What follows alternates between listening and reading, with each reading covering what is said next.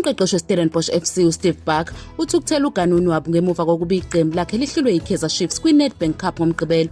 uBarker neme ngesinqumo sabaphathi bomdlalo sokunikeza igoli likaPule Mondi ngesikhathi sengeziwe okubeka iKaizer Chiefs phambili. Igoli kuqale kwathiwa li-offside ngokudlalisa kabi unozinti, kodwa labuye labuyiselwe ngemuva kokubonisana kunompempe nomsizi wakhe. uBarker bengeneme engxoxweni yakhe ngemuva komdlalo, wakhetha ukungagxili emdlalweni uqobo. Esikhundleni salokho ukhulume ngezigameko ezedlule zokungabi nobulungiswa, ukuhlanganisa nepenalty eyachithwa emdlalweni wekota final ye-M10 8 neKaizer Chiefs eminyakeni emibili edlule.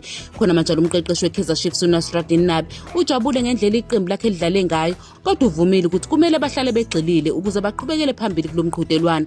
uNabi ubalula ukuthi iqembu lakhe lihlolwe kanzima yiStellenbosch FC, kodwa lagcina liphume phambili. Uncoma abadlali bakhe ngokukholwa nokuzilungiselela kwabo, okwenze ukuthi babuye egolini elishawe iStellenbosch sekuzophela umdlalo, bawunqoba umdlalo ngesikhathi sengeziwe.